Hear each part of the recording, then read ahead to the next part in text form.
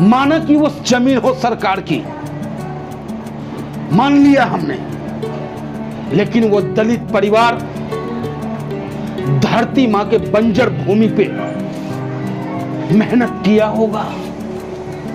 इस विषम परिस्थिति में पूरा हिंदुस्तान ही नहीं, पूरा विश्व कोरोना जैसे वैश्विक महामारी को झेल रहा है। अच्छे अच्छे लोगों की हालत खराब है, वो न जाने किस तरीके से खाद और बीज का उपयोग किया होगा, कर्ज लिया होगा लोगों से। अरे फसल उग जाने देते जल्लादो,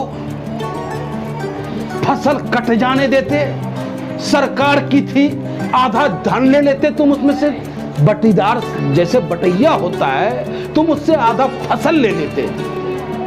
तुम फसल को उखाड़ दिए, हरे भरे बाग को उखाड़ा।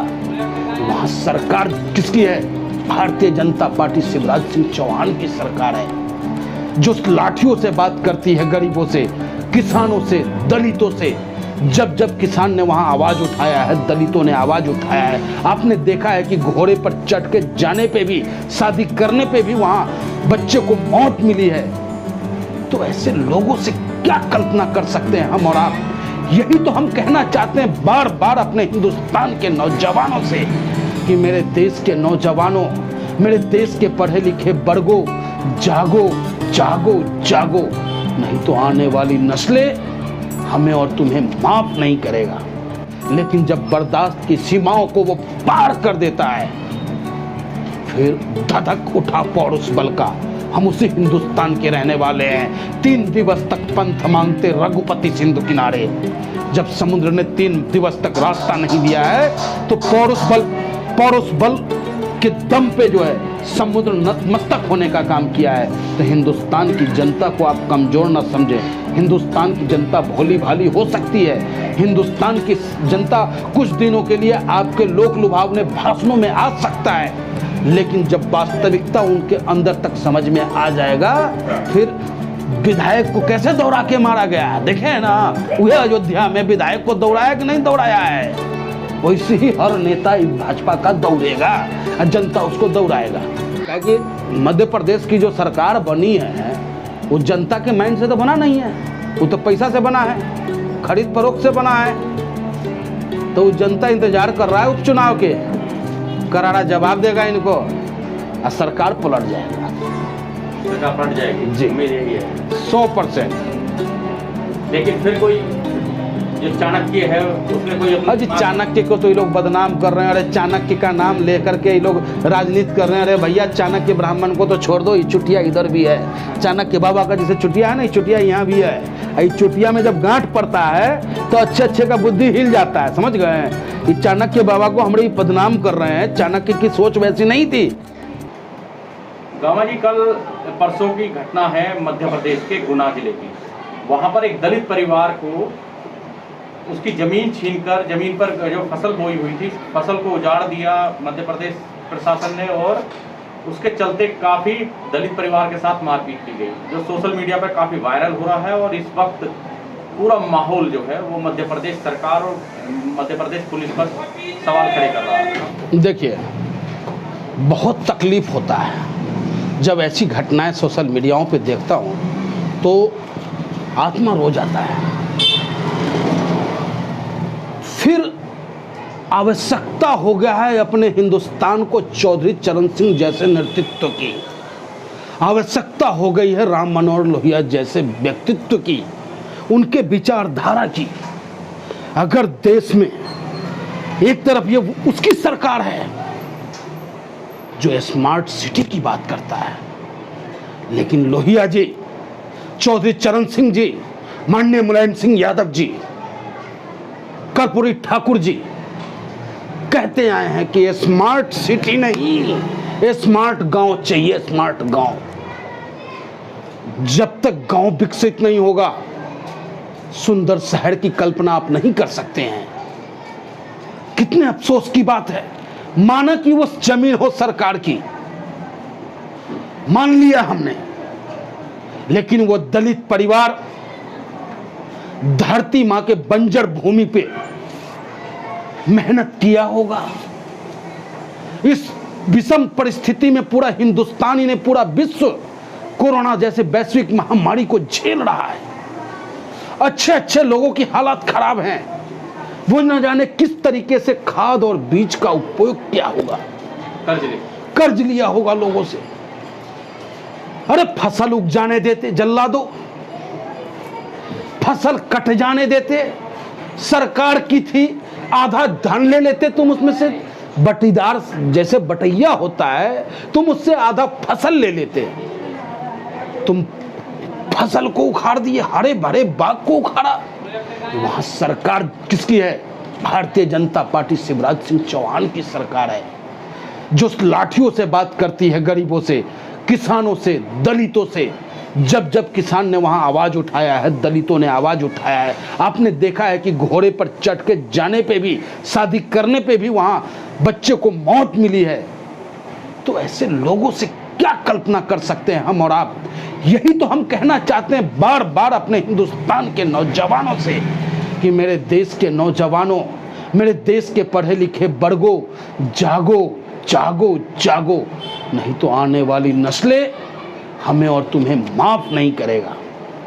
क्योंकि इस वक्त में जो हम पे शासन करने वाले लोग हैं, इनके अंदर दया भावना नहीं है। ये वो लोग हैं जो अंग्रेजों की गुलामी इनके पूर्वज किया करते थे, और हम वो लोग हैं कि अंग्रेजों से लोहा लेते हुए हमारे पूर्वजों ने कुर्बानी दी है। हमें दर्द होता है।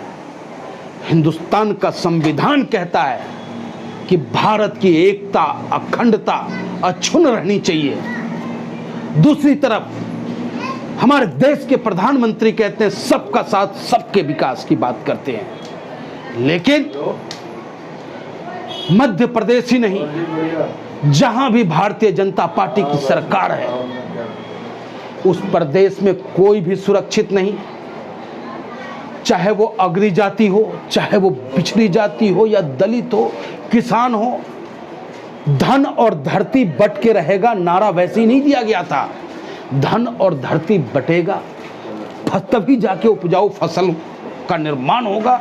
जनसंख्या हमारे देश की बढ़ती जा रही है, और हमारे देश का प्रधानमंत्री, हमारे प्रदेश का मुख्यमंत्री लगे हुए हरे भरे फसल को उजाड़ने का काम उनका प्रशासन करता है। उसके बाद भी वो मुक्त दर्शक है। और इससे भी बड़ी विडंबना क्या हो सकती है कि वो बेचारा दलित परिवार, किसान परिवार आत्महत्या करने को बाध्य हो जाता है। चलो वो तो प्रभु की कृपा है कि उसका जान बचा, नहीं तो इन्होंने तो अपने स्तर से कोई कसर नहीं छोड़ा था।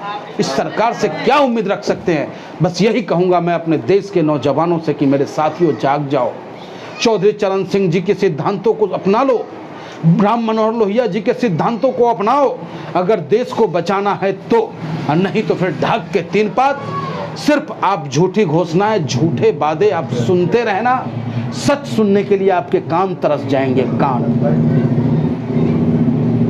बीजेपी सरकार मध्य प्रदेश की जो वो लगातार बात करती है सामाजिक न्याय की, समानता की और सप्रभुता की, लेकिन क्या इस घटना के बाद कुछ ऐसा आपको दिखाई दिया कि वाकई बीजेपी सरकार उन सब बातों पर एक विफल साबित होती है?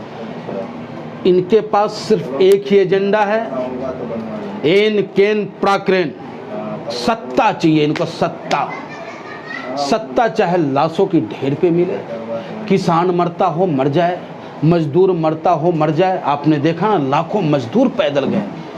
सरकार की कोई नीति ही ऐसी नहीं बनी अब तक, जब से ये सरकार आई है। उस नीति से देश के नौजवान, देश के किसान, देश के व्यापारी, देश के किसी भी वर्ग को लाभ पहुंचाओ। जब जब सरकार ने कोई नीति बनाया, उस नीति से सरकार, देश का नुकसान हुआ है, देश की जनता का नुकसान हुआ है। इनसे कहीं तक आप उम्मीद नहीं रख सकते हैं कि ये किसी का भला करेंगे। हाँ, जब चुनाव आएगा पता करो, कहीं चुनाव तो नहीं, क्योंकि सरहदों पे तनाव है, ये होगा। लेकिन मैं आपके माध्यम से इन तानाशाहों को कह देना चाहता हूं कि ये हिंदुस्तान है। हिंदुस्तान की जनता बर्दाश्त करना जानती है, लेकिन जब बर्दाश्त की सीमाओं को वो पार कर देता है, फिर धधक उठा पौरुष बल का। हम उसी हिंदुस्तान के रहने वाले हैं। 3 दिवस तक पंथ मांगते रघुपति सिंधु किनारे। जब समुद्र ने 3 दिवस तक रास्ता नहीं दिया है तो पौरुष बल के दम पे जो है समुद्र नतमस्तक होने का काम किया है। तो हिंदुस्तान की जनता को आप कमज़ोर न समझें। हिंदुस्तान की जनता भोली भाली हो सकती है। हिंदुस्तान की जनता कुछ दिनों के लिए आपके लोक लुभावने भाषणों में आ सकता है, लेकिन जब वास्तविकता उनके अंदर तक समझ में आ जाएगा, फिर विधायक को कैसे दौड़ा के मारा गया देखे ना, वह अयोध्या में विधायक को दौड़ाया कि नहीं दौड़ाया है, वैसे ही हर नेता भाजपा का दौड़ेगा और जनता उसको दौड़ाएगा। क्या लगता है एक सीमा तक जो बर्दाश्त है, जब तक बर्दाश्त की हद अगर क्रॉस हो जाएगी तो हालात कुछ और हो जाएंगे? बिल्कुल। अब अभी देखो ना पूरे देश में क्या है, अराजकता का माहौल है। जिसके हाथ में होगा लाठी भैंस खोल ले जाएगा, जिसके पास लाठी होता है वो गरीब आदमी को पीट देता है, हैं? उसका फसल उजाड़ लेता है, खेत जोत लेता है, भैंस खोल के ले जाता है, बैल खोल के ले जाता है, किसानी नहीं करने देता है। तो इस सरकार में तो समझिए कि उसी का शासन चल रहा है जिसके पास बाहुबल है, समर्थ को नहीं दोष गोसाई। सूर्य भगवान चाहे जितना गर्मी दे दें, हम उनका कुछ बिगाड़ सकते हैं? नहीं ना। वही हाल अभी सरकार का है। सरकार जितना तांडव करना है कर ले, लेकिन लोकतंत्र में 5 साल बाद एगो मौका हमरो मिलेगा अंगूठा दबावे का, हिंदुस्तान के जनता को। लेकिन मध्य प्रदेश में 5 साल का इंतजार करने की जरूरत नहीं है, क्योंकि उपचुनाव है और उपचुनाव ही तय कर देगा कि आगे जो हाँ पलट देगा। देखिए क्या कि मध्य प्रदेश की जो सरकार बनी है वो जनता के माइंड से तो बना नहीं है, वो तो पैसा से बना है, खरीद फरोख्त से बना है। तो वो जनता इंतजार कर रहा है उपचुनाव के, करारा जवाब देगा इनको और सरकार पलट जाएगा। सरकार पलट जाएगी जी, उम्मीद यही है 100%। लेकिन फिर कोई जो चाणक्य है उसने कोई अपना अजी चाणक्य को तो ये लोग बदनाम कर रहे हैं। अरे चाणक्य का नाम लेकर के ये लोग राजनीति कर रहे हैं। अरे भैया चाणक्य ब्राह्मण को तो छोड़ दो, ये चुटिया इधर भी है। चाणक्य बाबा का जैसे चुटिया है ना, ये चुटिया यहाँ भी है। ये चुटिया में जब गांठ पड़ता है तो अच्छे अच्छे का बुद्धि हिल जाता है, समझ गए? ये चाणक्य बाबा को हमारे बदनाम कर रहे हैं। चाणक्य की सोच वैसी नहीं थी। चाणक्य जी की सोच हमेशा से रही है। चाणक्य के नाम से जाना जाता है। चाणक्य मत कहिए उनको। धनानंद का कौन था वो? धनानंद जो थे तक्षशिला के राजा, धनानंद अमर्त्य सेन कहिए इनको, कि हर हाल में जो है अपने धनानंद को बचाने का प्रयत्न करना, अपने धनानंद को मजबूत करने की स्थिति में लाना। लेकिन चाणक्य तो चाणक्य है जनाब। चाणक्य ने अखंड भारत का सपना देखा। चाणक्य ने अखंड भारत को जो अखंड रख सकता है उस व्यक्ति को राजा बनाया।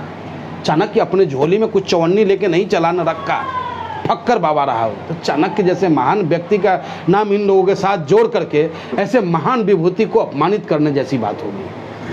ठीक।